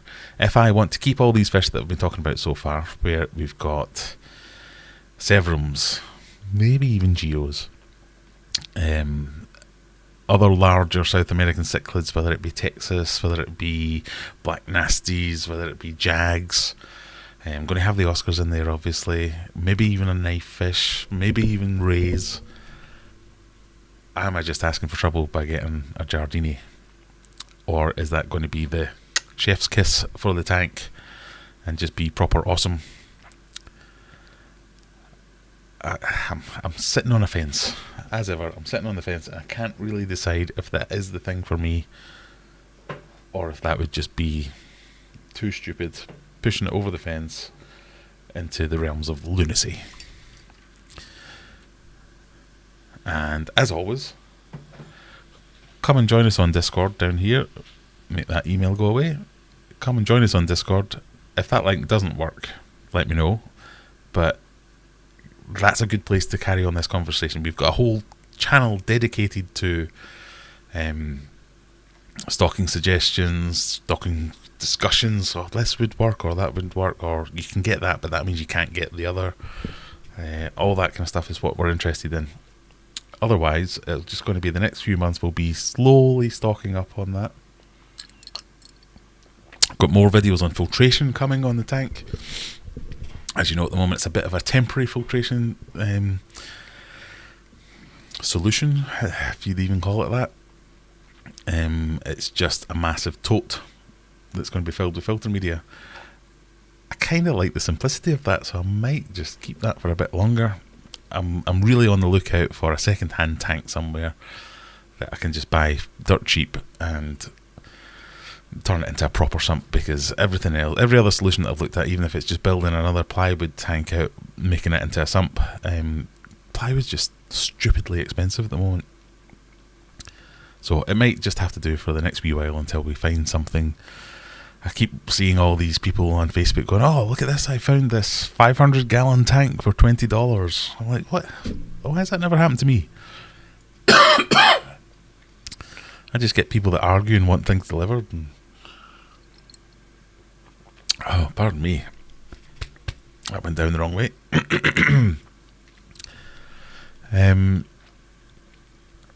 Yeah, but slowly stocking up on that. I'm moving along on the... So, step back a bit. The discus tank might be the next biggish project. So I need to buy the glass for my broken discus display tank, because building works have finally started, so we might be getting the new floor in the next couple of weeks.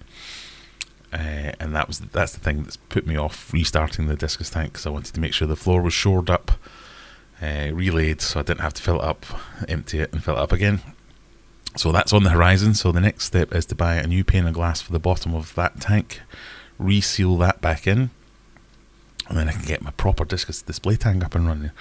And that's a tank that I'm really looking forward to getting going, because I can do a proper aquascape in that. I know that it's not going to be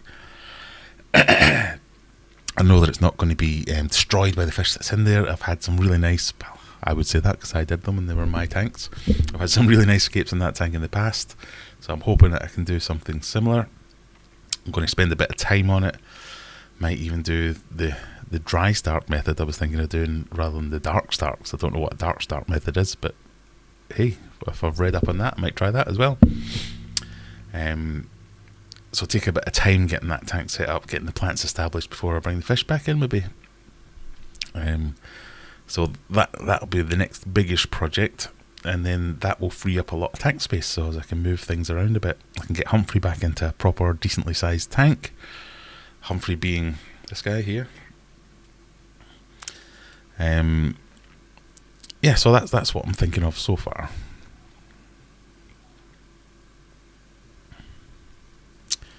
Alright, let me catch up with some of this.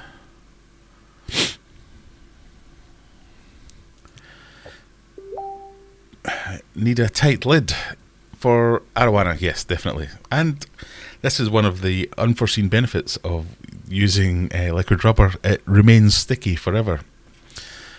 So I don't know if did I show my lids for Mega Tank in the last video. So I've ordered these twin wall polycarbonate sheets, cut to size. I've used them for almost all my lids. Where I don't have glass sliders for tanks, I use polycarbonate sheets for tank lids. But I've cut them into 2 4-foot panels, so they span that central brace. 1 4-foot panel on one side, 1 4-foot panel on the other side. And just because of the sheer size, they're quite heavy. I mean, they're not onerously heavy, but they're quite heavy. And because of the slightly tacky nature of the liquid rubber, stick down perfectly, so I don't even really need to weight them down. A fish would have to hit it with some force if it was to jump through and knock it off. So it takes a good to get it to pop off. So yeah, I think notorious jumpers, all arowana are notorious jumpers, but I think my lid solution should work quite well for that. And the good thing about twin wall is it's also got excellent insulation properties, so again it'll help with the heat retention thing.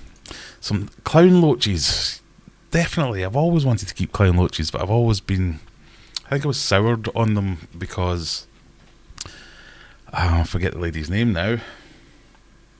There was someone who had a massive tank.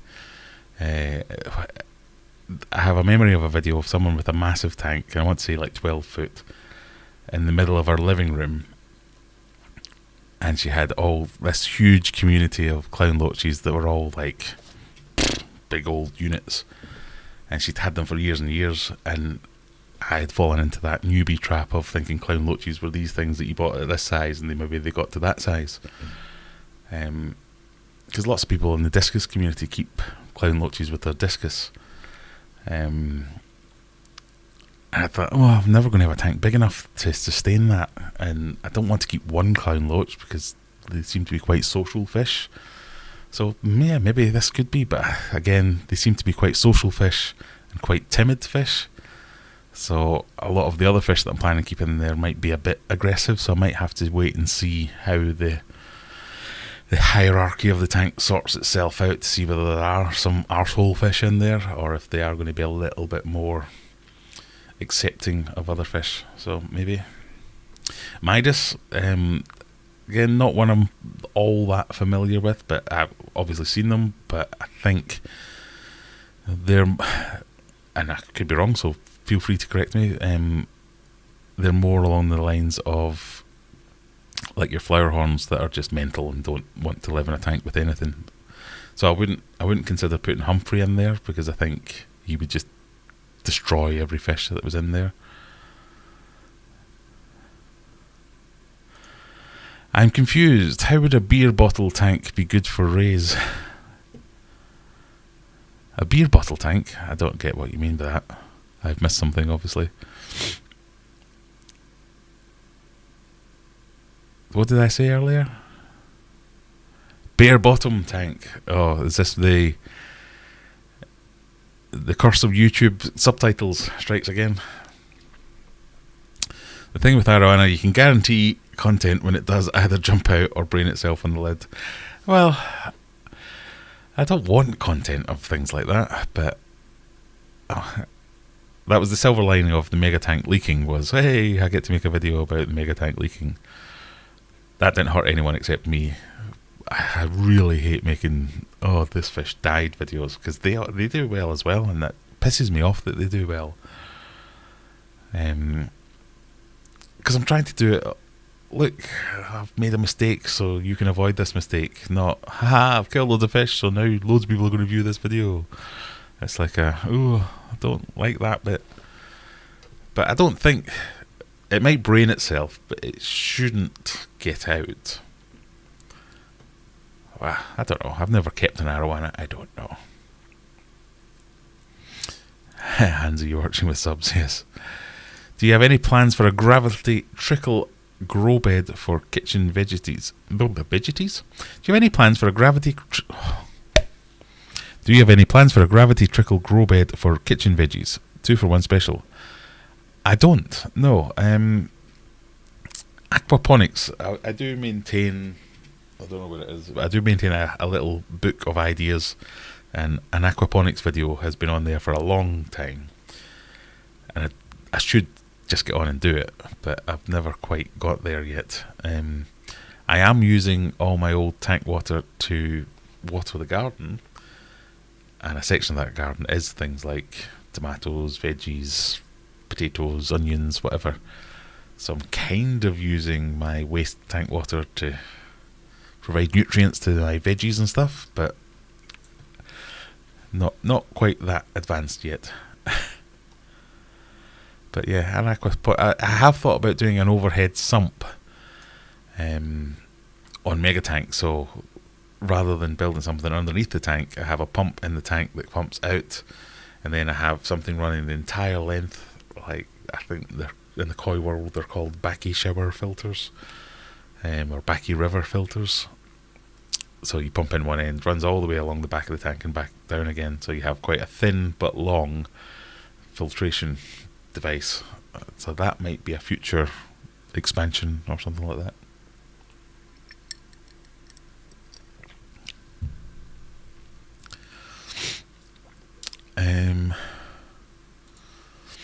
What is that light on the tank in the back, please? That one. Can't point. Do you know what? I'm not entirely sure. I've had that so long, I can't remember where I got it from.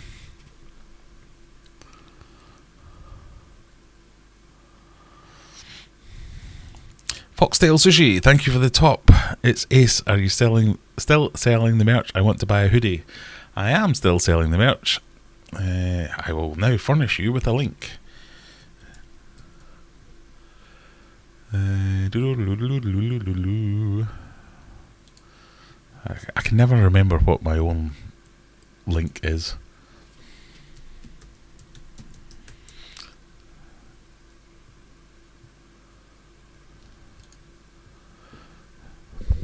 Just give me 5 to 10 business days and I'll figure out what my link is. Go to shop. This is the most ass backwards way of doing this.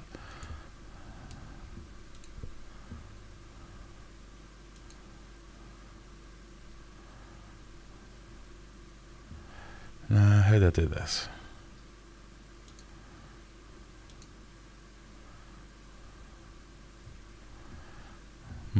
Visit shop. There we go. God, that took a while. So, if you want to buy anything, you don't live in the UK and you don't want the embroidered stuff, and you want something that we don't have on the Aquarium Adventures website, Freudian slip of the tongue there, if ever I heard one. If you don't want something that's on the Aquarium Adventures website under the merch, if you go on that link I've just posted in the chat, you can buy all kinds of things, and you can get any logo you want. You can get This Sucks, This Blows, the Discus one, or where's it gone? Or you can get them with the Oma Balls merch, which seems to have disappeared. Hang on.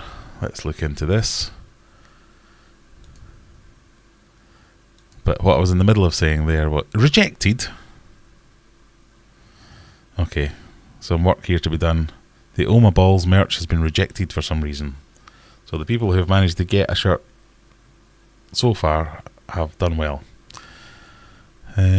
What does rejected mean? How do I unreject? This makes no sense. Okay, so you can't get the Oma Balls merch at the moment for some reason. It is I don't know. I don't know what's wrong with it. We'll figure it out. But if you do live in the States, the rest of the world, and you can't get something off the Aquarium Adventures website, the Spreadshirt website sells various things like mouse mats and pats and dog bandanas. I don't know why I always mention dog bandanas, but there you go.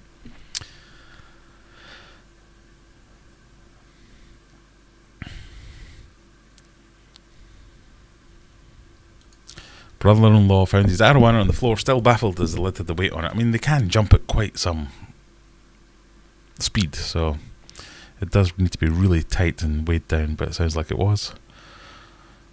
Lanks, I've just got a 300 litre patio pond. Any recommendations for fish? They would need to be kept there all year round. Obviously nothing that gets big unless I move them onto a bigger pond. I mean, there's lots of little fish that, well, they might not like it year round. It depends on...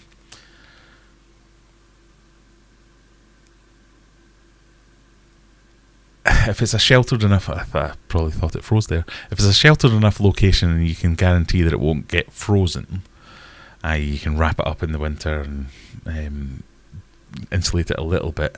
There are lots of littler fish that would be good, like rice fish and things like that could be kept outside. Or just plain old common goldfish would be pretty cool for that kind of thing. Shibunkins and the smaller pond fish. A plant window box sounds perfect for that type of filter. A few bits, yeah, like a really long version of that would be what I would end up having to do, and it would be good. Yeah, the Oma Balls merch isn't on there. I'm very sorry. I don't know why that is.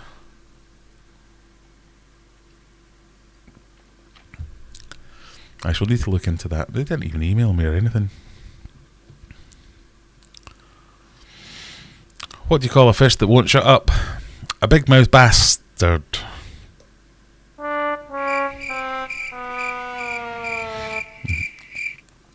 Funnily enough, I have done some work for my NHS trust now. Made a big poster for their practice.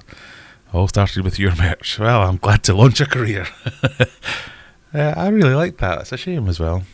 I didn't even get one for myself.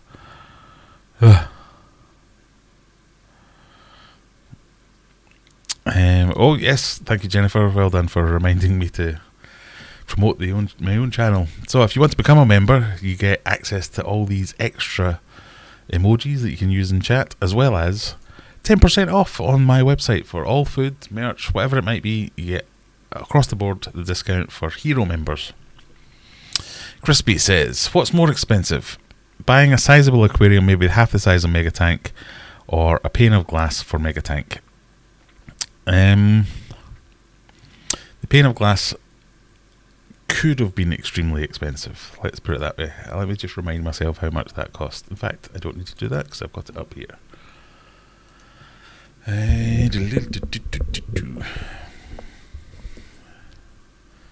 So the glass ended up costing me £550. So you might not have got an 8 foot by 2 foot tank for £550, but you wouldn't have been far off it. But you might have got, I mean, you can get a decent sized tank for 500 quid, can't you? There's no denying that. Yeah, I mean, I'm a victim of the times, because I think if I'd made this video 2 or 3 years ago, it'd have been like, look at the size of the tank I've made and how little money it cost me. But it was just as at the post-pandemic peak of timber prices going through the roof, glass clearly went through the roof. All the materials I needed to build this thing, plywood, ridiculously expensive. That was twice, if not triple, the price it would have been a few years ago, which has just pushed the costs up and up and up and up and up. I mean, honest answer, would I have done this had I got all the prices before I'd started doing it? I would certainly had to think. I certainly had to think very long and hard, because yeah, it's not been cheap. Let's put it that way. I'll save the numbers for a video. But even silly things like silicon. Spent over 50 quid on silicon, and and maybe 30 quid on screws. You just don't think about those particular things. Put the poster in the Discord. Yeah, everyone go and have a look on the Discord, and you can see all these things that we're talking about. Do you reckon it's against terms and conditions for my spread shirt, considering it's a set of hairy moss balls? Well, who knows? I will have to email them and figure it out. Right, last couple of minutes. If you've got any burning questions, get them in quick. Otherwise, we've got Coldwater Aquatics streaming straight after us. You can go and join us in the Discord server over there, and you can carry on the fishy discussions on there. There's obviously more and more videos released you can go and have a look at. That would immensely help me out if you could share this on all your social medias. That would be really useful. I'm closing in on... What am I closing in on? I have no idea what I'm closing in on. What am I closing? 13... I'm almost at 13.7 thousand subscribers. I've got like 2 more subscribers to get past that one. I'd really like to get to 15,000 this year. That would be useful.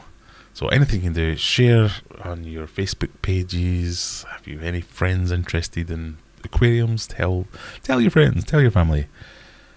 Other than that, just go and watch one of my videos, and if you see an option to click something, click it. It's always useful to click the clicky things. And with that, I will bid you adieu for this, but come and join us same time next week. Videos will be out as usual throughout the week. Jump in the Discord, say hello, but thank you for joining me, everyone. It has been, as they say, emotional. I didn't mean to press that button quite then. Thank you for joining me. It has been, as they say, emotional. Good night. Bye.